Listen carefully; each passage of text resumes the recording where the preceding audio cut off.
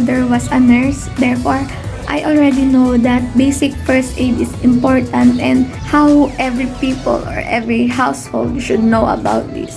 As I research further into this topic, I learned the correct applications and the procedures on how to safely conduct a first aid. And as I learned through this kind of things, I thought that sharing this knowledge is a great opportunity because sharing awareness to those people who doesn't have an idea about this kind of things might save a life.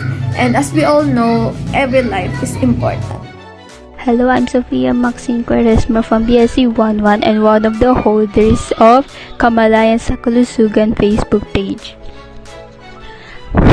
What I learned about this activity is there are a lot of people who are unaware and uneducated about first aid. Knowing about first aid techniques is very important, especially unexpected events like when there's a person who is unexpectedly unconscious. So we need to know what to do. So I hope this by our page there are a lot of people already educated and already know how to perform first aid.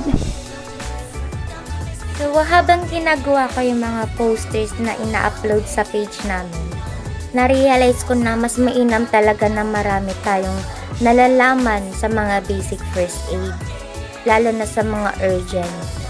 Katulad na lang yung mga dog bites. Hindi natin alam kung gaano ba kalala yung dog bites na yon, kung may rabies nga ba talaga ang isang asong kumagat sa'yo or hindi. And yung mga bruises, mga dislocation joints, at least habang wala pa yung doktor na siyang maggagamot talaga sa isang taong na injury, mas magagamot natin to sa mga basic first aid na alam natin. I just realized if we have a burn and it is large or it goes very deep, this is dangerous. The new skin cannot form quickly enough to get the bacteria out, and there is a possibility na magkakaroon ng bacteria or ng damage sa ating katawan, and di lang sa katawan, pati na rin sa balat natin. So, kung ayaw natin ito mangyari is dapat mag-ingat tayo. At first, I never really knew the importance of first aid. I actually was very aloof and oblivious about it. I was ignorant about it. But as we progressed on this project, and now that we're on the 4th week, I realized how important it is because it does not only help people, it also saves their lives. And as I was assigned to do research and make a tutorial video about CPR, I found out that 40% of the time, CPR actually helps save a person's life. And it's amazing to know that this kind of actions can make a difference and that it's important to be able to share this knowledge. Before this, I wasn't really interested in learning about first aid. But now, I'm really glad because I got to be involved. Nakagawa ko ng first aid video, infographic, napanood ko yung works ng iba kong groupmates, which I think really inculcated in my mind yung kahalagahan ng ginagawa namin. I think it can be summed up into 3 P's. Una is preserve life, like Heimlich maneuver and CPR. Pangalawa is prevent further injuries, like how to treat dislocation. And lastly, pangatlo, is promote recovery. For example, how to treat cuts and burns, bruises. So in hindsight, I think we did a really good job in covering the most important parts of first aid. I think it's a good idea na ginawa namin yung page namin na health-related updates, especially there's a pandemic going on and we tend to be staying in our homes, especially we don't want to catch COVID. And accidents are bound to happen, you know. Pwedeng you cut yourself when you're cooking, and nadapa ka, nahulog ka sa hagdan, and you sprained your legs or ankles or whatever and whatnot. Mangyayari talaga yung accident sa bahay. So, I think following our page and interacting on it is actually very helpful.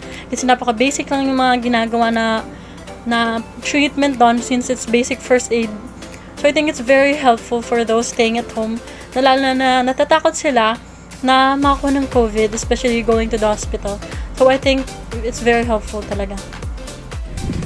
Hi, I'm Raven from Kamalayan ng Kalusugan, and ang ginawa ko pong video dito is a documentation about how to treat sprains, and meron siyang 4 steps doon na pwede nyong gawing first aid kapag kayo ay naka-experience or may kilala kayong naka-experience ng sprain.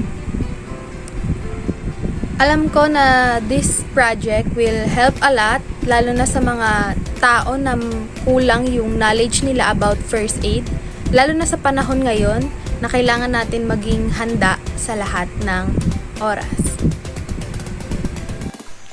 I've learned many things in our group page, Kamalayan sa Kalusugan. I've learned how to treat wounds, cuts. I've also learned how to treat nosebleeds and how to do CPR properly. I've learned that we must know and learn first aid because it saves lives and it can be useful, and we can use it for the future and other things that we need to use it. I've learned that we must be knowledgeable about this because it is important to know this as a youth, because you can apply this to your community, to your family, and also to your country, because we are young!